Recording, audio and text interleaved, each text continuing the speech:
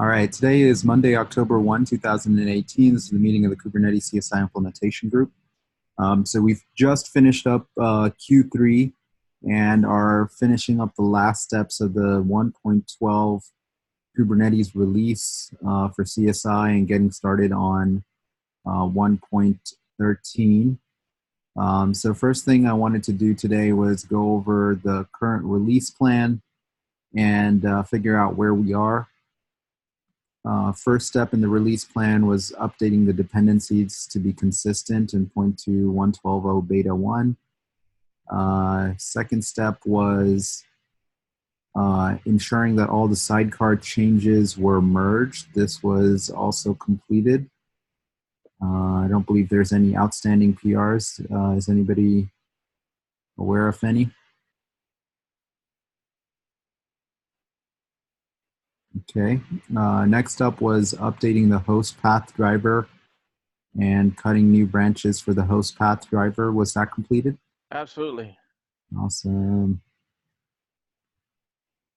So We're still at the tag of 0.4 RC1. We can always retag it. Just let me know when. Cool. And then cutting the branch for 0.4. So it looks like that was completed. We go here. I just haven't put it in the docs yet. That's the only thing I haven't done. Okay. So I see release 04, so that looks good. What do you mean put it in the docs? There's a main page in the Kubernetes doc, in our Kubernetes CSI docs, that shows the version of the sidecar containers. Okay. And right now it shows 0.3, I think. Oh yeah, that's fine. Let's do that as the last step once we're sure that everything actually works. Next up is cutting the new RC1 branch tag, which it looks like was also completed. So there's no release yet, but the tag exists. So that's good.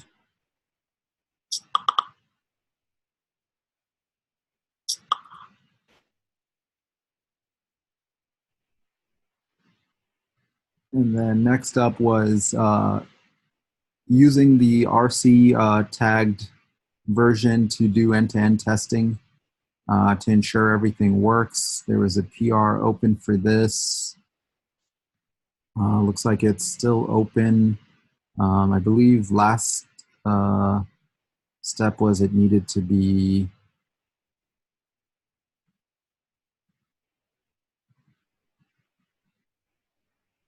wait, there was two PRs here, right? One was from Jan. Oh, this is just changing the sidecar container. Okay, cool. So that looks good. And then this was the other issue. Does anybody know the state of this issue?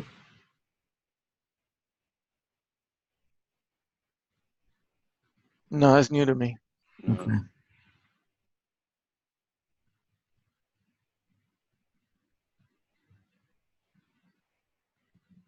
Looks like this was open on Friday.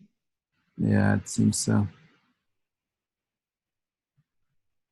September 27, so maybe Thursday. Okay, so the error here is the test fails because it failed to create CSI driver object. Is this an alpha test? Why is it creating?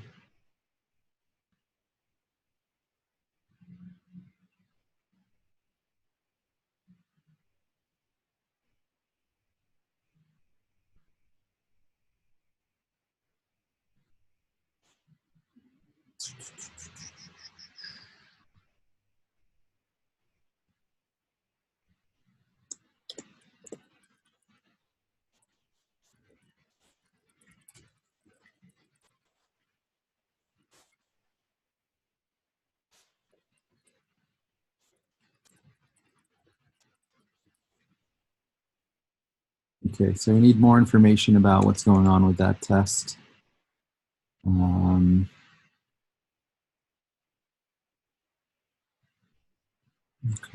and then next steps are going to be to cut the 0.40 tag and containers.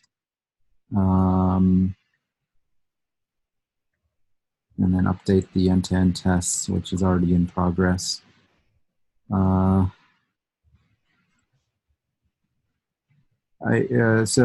think I'm okay with moving ahead with this, Luis. If you can get in touch with Patrick to verify what the state of this issue is.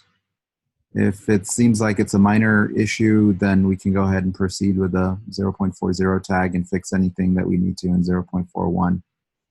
Okay. If it seems like it's a bigger issue, then we might want to hold off. Okay, that looks good to me. And then when you cut the actual 0.40 release, please ensure that the release notes go out with each one of the Yep. sidecar Yeah, I containers. haven't made official releases yet, but I'll do it like I did last time. Perfect. And then you can update the docs as well. Yep. And then we definitely need to update our documentation to capture the breaking changes between 1.11 and 1.12, what needs to happen. So hopefully we can do that as part of the Kubernetes CSI documentation. I know Chris Duchesne was running into issues when he upgraded from 1.11 to 1.12. I talked to him this morning and we figured out what was going on. Yeah, it looks like he needed to enable, or he needed to create the new get node ID call. No, it turned out he was having RBAC issues. Okay. Yeah. So whatever that is, I'd like that to get captured in docs if we could do that. Yeah, and I agree that I had posted something on the channel this morning as far as what are all the RBACs rules that are needed for something to work. I think Zing, is you online? Yeah. Yeah, you have those, right? Because I'm working on changing from a pod to the daemon set, right? So I'm changing that doc as part of that. We'll update all the RBAC rules. So that's awesome. That's good. One thing to be clear is that for 1.12, the CRDs are not required. So if you don't want to use them, you shouldn't be forced to use them. Right. And other than that, sounds good to me. Oh, actually, that's a good point. I actually didn't add, those new CRDs because I was testing without those. Yeah, that's fine. I think that's okay for 1.12. Okay. For 1.13, they'll become required. Oh, required. Okay. Okay. Okay, so that sounds good. So Jet, please capture that in your documentation just to make sure that people who are going from 1.11 to 1.12 and things suddenly break, we can just point them to some page on Kubernetes-CSI and say, please just do these steps and that'll fix you. Can either Vlad or Xing, one of you, take ownership of that? So should that be part of the top page, the setup? Because I'm actually right now updating the example page, so I don't know if that's the page Vlad, you're already on. No, I'm updating the setup page, which has the different options and features you can turn on and off to get this thing to work. So you can update the example page. I'll update the the setup. Yeah. Okay, so maybe so probably should add a line here to talk about that. Okay. Yeah, so we need to make sure we maintain a strict discipline between development and using a CSI driver. So using a CSI driver should be very user-facing. Ideally, it shouldn't have information about the sidecar containers or anything like that. All that information should be under development, so somewhere over here. And then in development, we should put a note saying there were breaking changes between Kubernetes 1.11 and 1.12. Please make sure you do X, Y, and Z. If you are upgrading an existing driver to 1.12. And then in for the 1.13 release, we can add something similar. Or maybe you could add another section here. I'll kind of leave it up to you, whatever makes most sense. So there is this archive chapter. So this one is a little confusing because it only has 1.9, so it has all those flags that are needed. But we don't have anything in 1.10 because there are actually changes, right? Some become enabled by default. We don't have those sections. I just like we have those information scattered around in places. I thought those should be in like setup or someplace. Yeah, you're right. Some of it is in setup, and some of it is under development. So, like Saad said, I think there should be a strict separation. And I mean, it's kind of hard to separate. Like for instance, for setup, you do have to talk about registrar, right? Because if you have your registrar set up, you won't have it. You won't be going anywhere. That's a good point. Yeah. So how about we get it to a stable documentation and get everything updated, and then we can make a concerted effort later to make the documentation better. Yeah, sure. Yeah. Okay.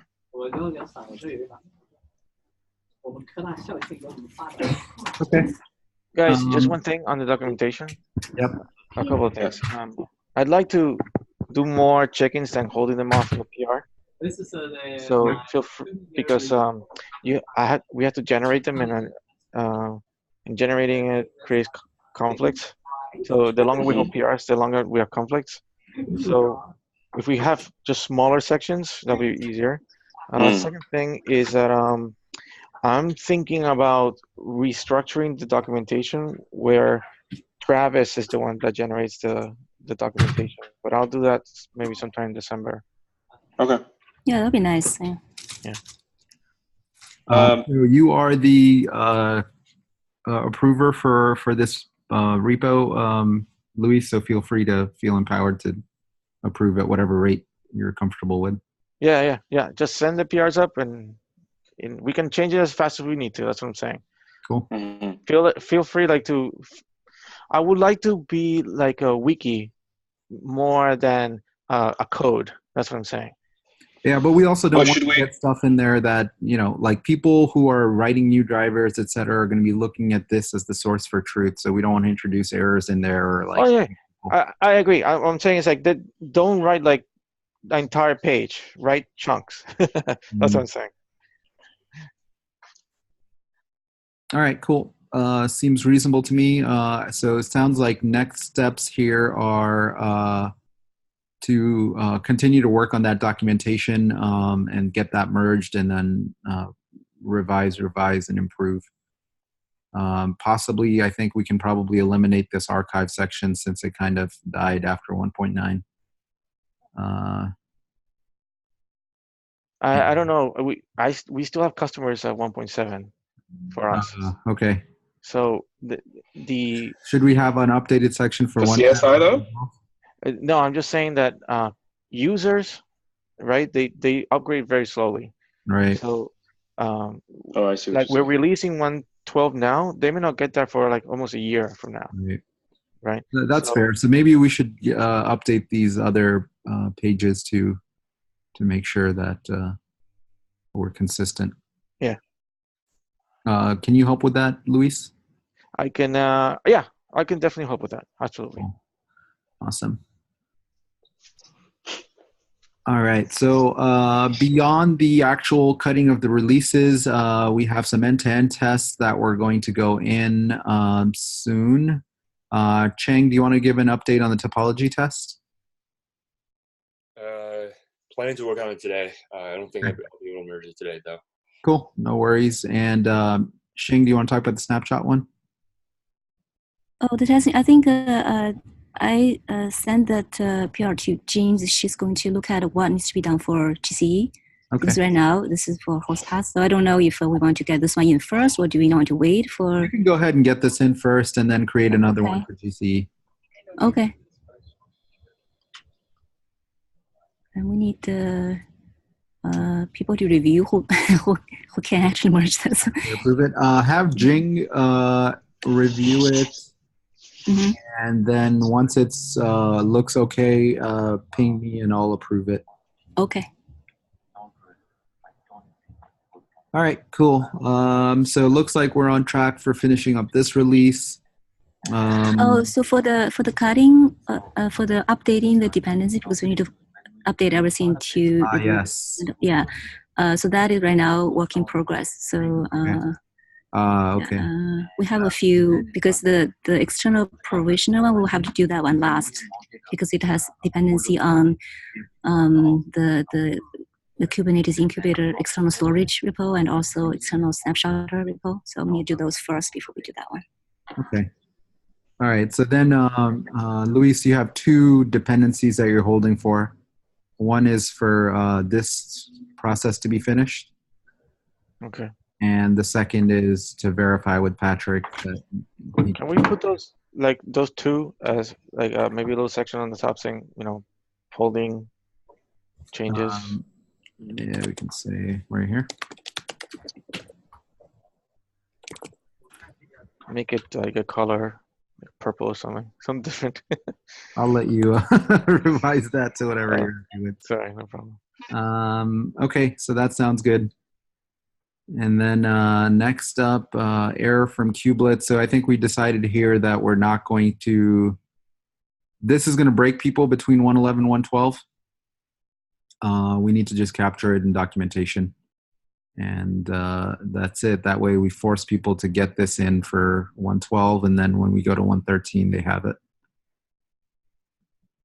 Attacher, provisioner, RBAC rules. This is, I think, the PR that Jan had something out for. And that PR looks like it's merged, so that's good. I think longer term, there is a plan in the associated issue. The plan was summarized at the bottom pretty nicely by David here. So the idea is that these bootstrapped roles that we have in the code should be deprecated, and we should move the definition into the external provisioners or the external sidecar containers. I think one problem with this approach is it's unclear if we can actually remove these bootstrapped roles or not. So we'll have to follow up with Jordan on that. But this is being tracked as work for next quarter, so I'm going to go ahead and remove it from here.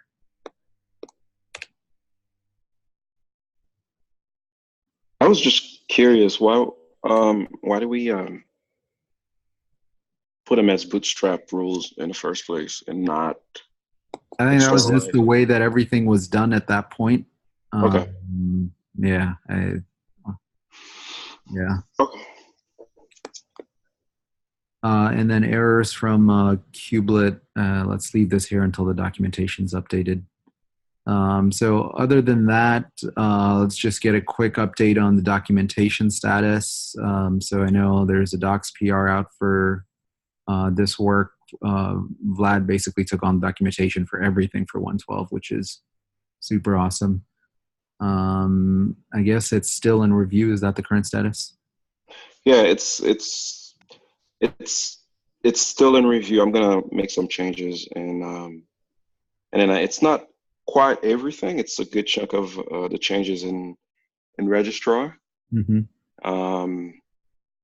And then Cheng is doing the update to the RBAC stuff. Okay. But yeah, I think I have some changes I'm gonna put in today for final review. Cool. Then we can go ahead and get that in. Yeah, just make sure to run the compiler thingy. Yeah. Oh, so you want me to run the compiler? Yeah, run mdebug so it generates them. Yeah, that's the problem I need to fix. It's written in Rust, right? Yeah. Yeah, well, I can't run it. I'm sorry. I'm kidding. So I want to thank you for doing this work. I think, honestly, this is one of the most important things to do to make this project successful is to have good documentation. I think all of the people that work on this project, all of us realize how complicated it can be. So if you can imagine somebody who's not one of us coming in and trying to figure out how all of this works, it's going to be extremely challenging. And the success of the project depends on adoption. So Absolutely. the easier that we can make it for other people to come in and be able to create their drivers, the better.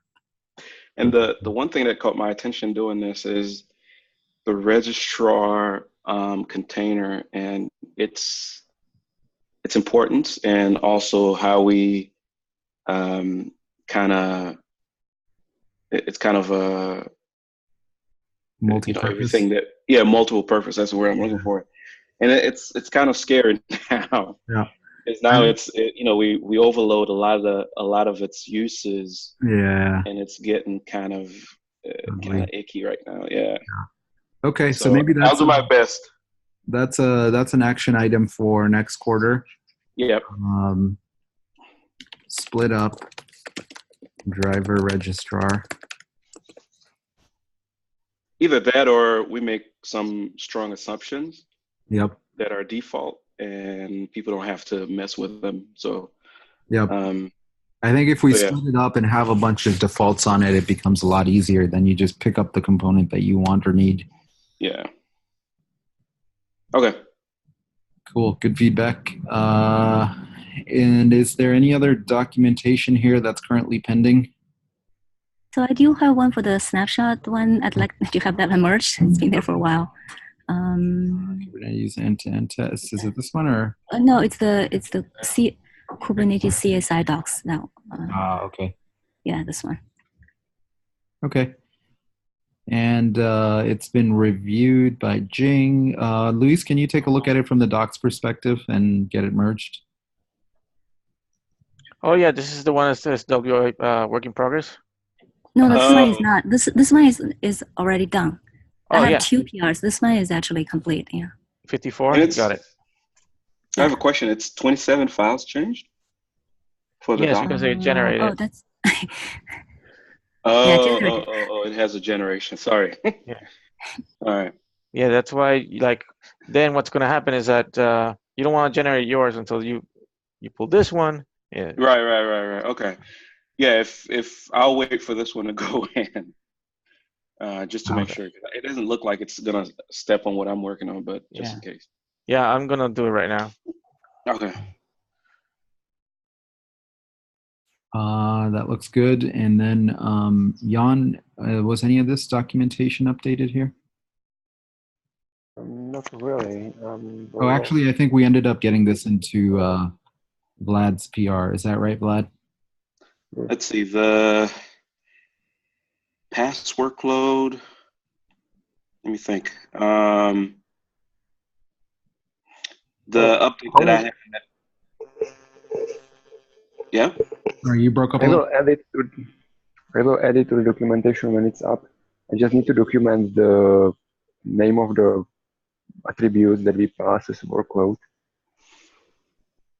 Yeah, that sounds good. No, actually, I do have. Now I'm thinking about it. I did add the meaning of. I don't. Did I call it workload? I added the meaning of the objects, and yes, I did add some stuff. Okay. I just need to. I don't think it's in the PR, but I did document the CSI info and CSI driver and CSI driver info. Yep. And also documented the attributes that are passed in for workload. Sweet. Okay. Yeah, so I do have that. I'm sorry. Left to be done. Once you have your new iteration ready, just CC Jan on there to review. Okay. Yeah, I'll do that. And then I think we're pretty much done here. I'll do that. I think that's it. So as soon as we're done with that, I'll go ahead and knock off this whole section. And in fact, I'll just shrink this down to capture just the things that we need. So there's for Cubelet device plugin registration mechanism. This guy, snapshots, has this one.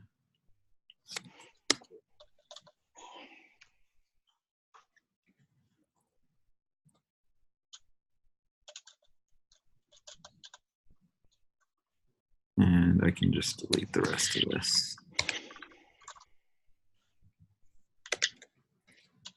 All right. And so for the work for 1.13, I created a list of items that we discussed during the Kubernetes storage special interest group meeting. So if you look at planning,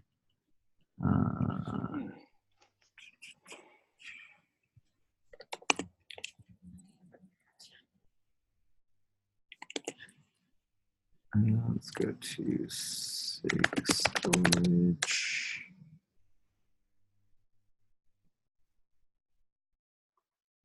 And if we go to meeting notes and agenda,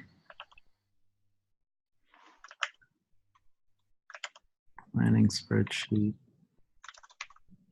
So if there's any work that you're planning to do this quarter, please make sure that it's captured here. So the items that we have for CSI are going to be prefixed with CSI.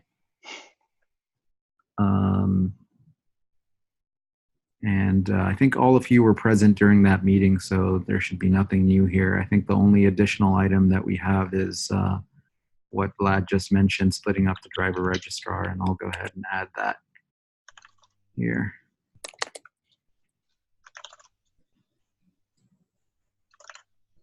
What do we call that? As tree CSI.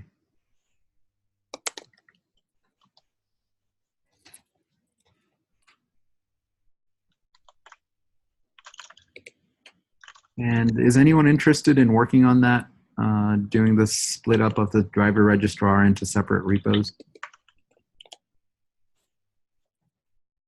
The driver registrar? Yeah. Oh, the driver's repo. The driver registrar repo. So earlier, I think what Vlad mentioned was if you look at the driver registrar, the responsibilities of it are getting kind of crazy, especially with this new doing cluster registration. Yeah. And actually you deploy it completely differently. So essentially it's like two different containers that we happen to put in the same repo. But it is still registering. It's registering, it's just doing different registrations. Yeah. So maybe we should have driver registrar and cluster driver registrar. Yeah, you know how they have Hypercube? Uh-huh. So Hypercube has like a set of modes and a set of switches. Yeah. So that's how I feel this is like, right?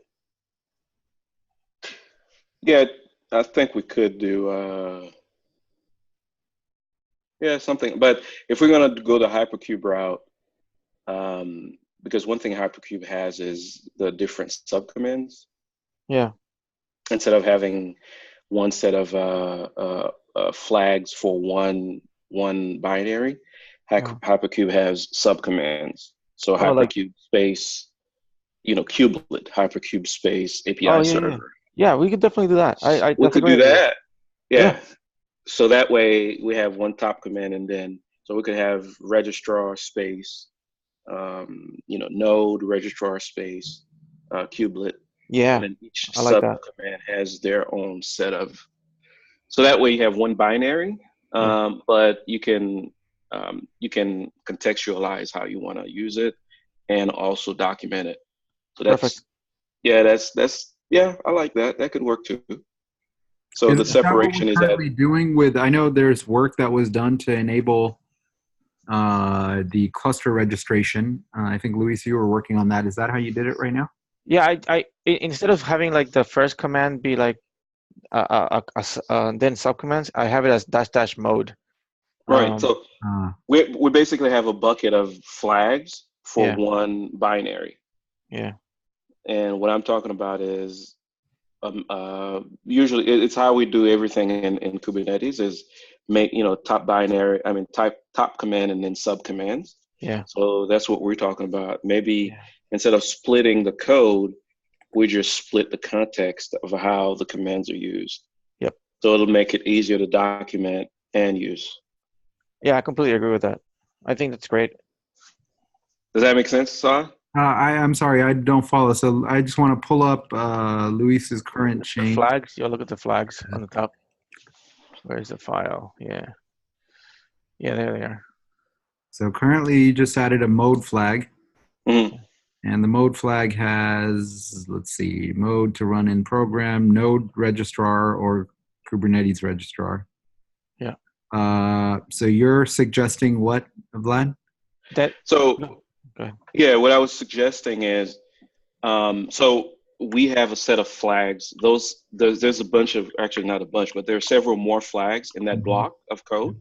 Yep. And all of these flags, they're attributed to one command, which is driver-registrar, right? Mm-hmm.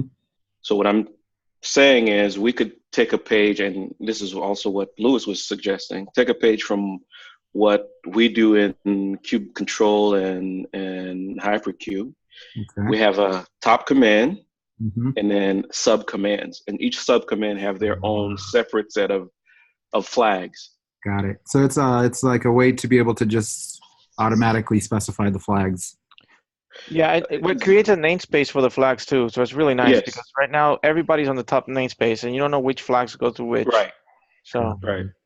So, for instance, in Hypercube or Cube Control, for instance, Yep. Cube Control space pod.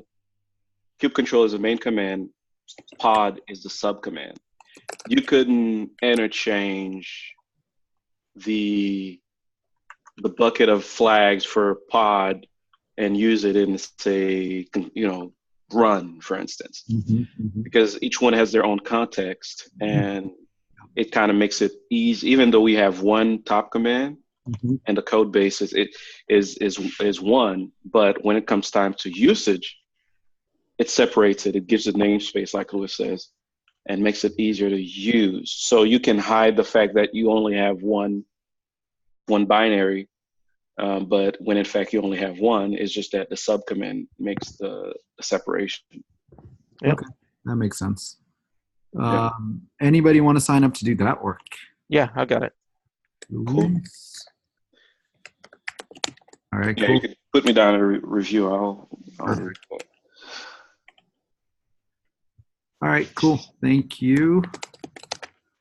And that's all I have for today. Anything else anyone wants to talk about? Just had a question about the Cubelet issue that we said was going to skip over. The existing Cubelet problem with no get info versus no get ID. Yes. Isn't there a PR out for supporting no get ID? Yes. Or is that really related? We were looking at that PR, and what we decided was, well, we could do that now and basically add backwards compatibility, but we're going to have to pull that out for 1.0 anyway. And instead, what we could do is pull the Band-Aid off early and force people to add that now. And so by the time we go to 1.0, there'll be less surprises, essentially. Is there a PR for it, or is it just an issue? There's a PR as well as an issue. Oh, there is a PR, okay. Yeah, that sounds good to me. Cool.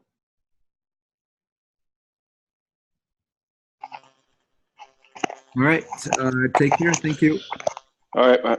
Thank you. Bye.